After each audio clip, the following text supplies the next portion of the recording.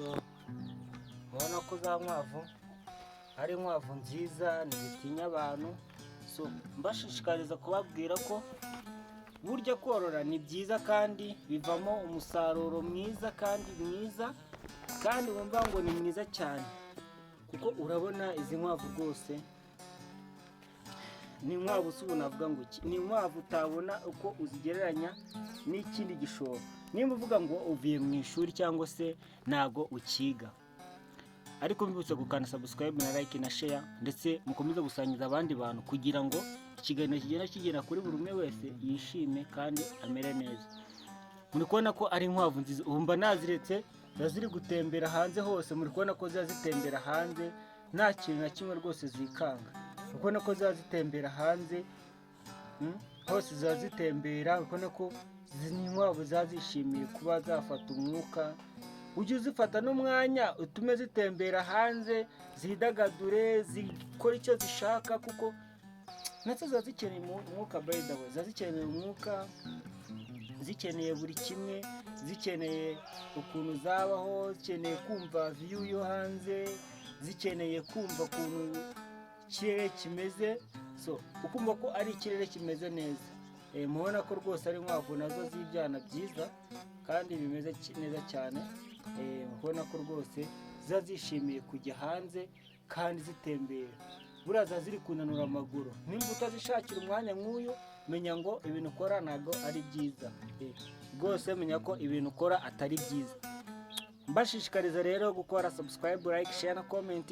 So ibintu bikomeza kugenda neza, ndetse tuzajya tubategura n'indi biganiro. Gusa mujye mutwandikira mutubwira ati se izi nkwavu se zimeze gute, dukore ibiganiro nk'ibi ngibi, ese tuganire kuki, ikintu twubaka, duhanahane ubumenyi, dukore ikintu bita guhanahana ubumenyi. Kuko burya hari ukuntu utazi korora inkwavu undi abizi, hari ukuntu utazi guhinga undi azi gucuruza, ariko babasha kumugira inama ndetse no kumuha ku makuru ufite, abasha kuba yakora bya bintu neza kandi akabikora yishimye, tumeze neza. Uri kubona ko rwose ntizijya zikumirwa. Amasaha ubu turi isaha yo gusohoka, mba narazihaye no gutembera zigaruka mu nzu yazo.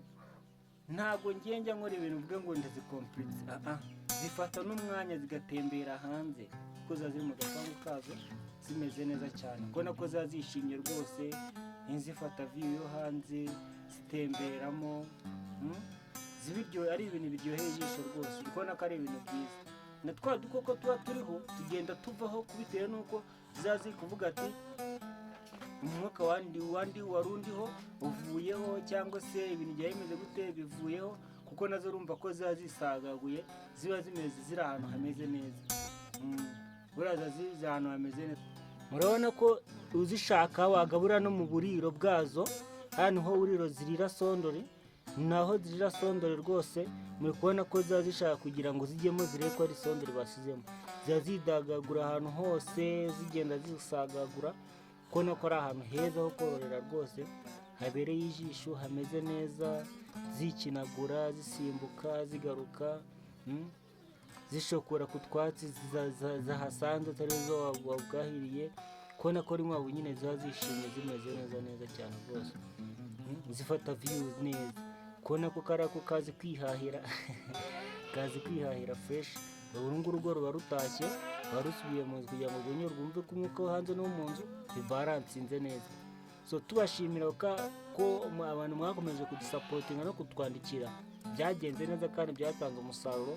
Abandi tubashishikariza gukora ibindi n'ibindi kugira ngo ibintu bikomeze kugenda neza cyane.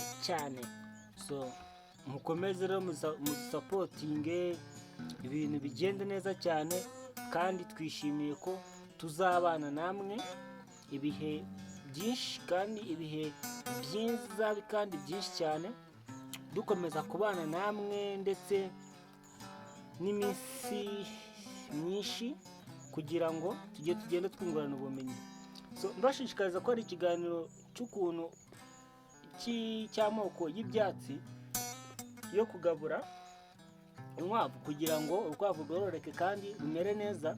Ndi kubashishikariza kubakorera ikintu bita video yabyo, mbereka n'ibyatsi n'ubwoko atari mu mafoto, ahubwo ari uburyo bwa video. ndi kubashishikariza ukuntu nabereka ukuntu ibiryo by'inuza bikorwa mu buryo bwo gukora videwo ndetse no gukora ibindi bintu byatunga za nkwavu mu gihe ibiryo byabuze. Ndi gutegura iyo video kugira ngo namwe mumeze nyibasangize kurya mwahunika n'ibyatsi cyangwa se n'ibyo kurya igihe kirekire kandi mukabirinda ubukoko kandi ibintu bikakomeza kumera neza cyane.